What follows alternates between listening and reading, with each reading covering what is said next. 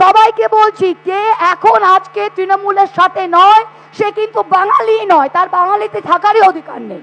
তৃণমূল সাংসদ মহিমা মিত্র বলছেন ধর্ণা মঞ্চ থেকে যে এসআইআর ইস্যুতে যারা তৃণমূলের সঙ্গে থাকবে না তারা বাঙালিই নয়, তাদের বাংলায় থাকার কোনো অধিকার নেই।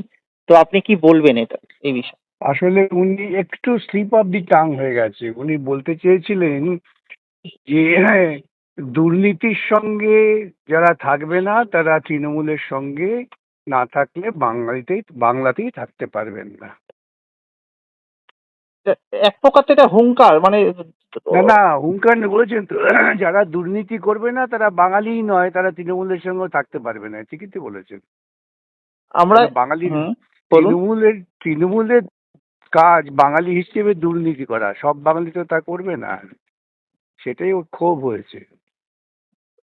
আমরা এসআইআর এর সময় বিজেপি নেতাদের একাধিকবার বলতে শুনেছি যে একটা অংশের মানুষকে বাংলা থেকে তাড়িয়ে দেওয়া হবে, রোহিঙ্গা, বাংলাদেশি মুসলমান। কিছু মনে করবেন না, এই বিজেপি এবং তৃণমূল মিলে তারা এই সমস্ত ব্যাপারটা পরিকল্পনা করেছে বাংলার মানুষকে বিভ্রান্ত করবার জন্যে।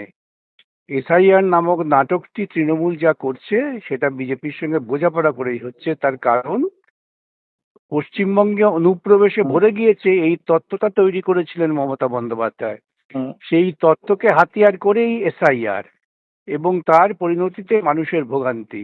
অতএব এই ক্ষেত্রে তৃণমূল বিজেপি যথারীতি, আমি যা সবসময় বলি, তারা একে অপরের পরিপূরক হিসেবে কাজ করছে এবং উভয়ের লক্ষ্য হচ্ছে প্রান্তিক মানুষকে বিদায় করো। মমতা বন্দ্যোপাধ্যায় ধর্ণামঞ্চ থেকে আজকেও বলছেন তো যে যদি যদি এসআইআর সঠিকভাবে না হয় 29-এর আগেই দিল্লি দখল করে নেব। হ্যাঁ, উনি তো রোজই সবকিছু দখল করেন, তো দখল করতেই পারেন, অসুবিধে কি আছে? উনি দিল্লি দখল করতে পারেন তো করছেন না কেন? তো মহা মুশকিল। হ্যাঁ, হতে পারে ইতিমধ্যে আরএসএস এর পরিকল্পনায় মোদি যেভাবে নিজেকে কলঙ্কিত করেছে, এপস্টিন ফাইলের নামটা মুছে গেছে, সেখানে আরএসএস তার দুর্গাকেও হয়তো দিল্লিতে নিয়ে যেতে পারেন, সেটাই তিনি বলছেন।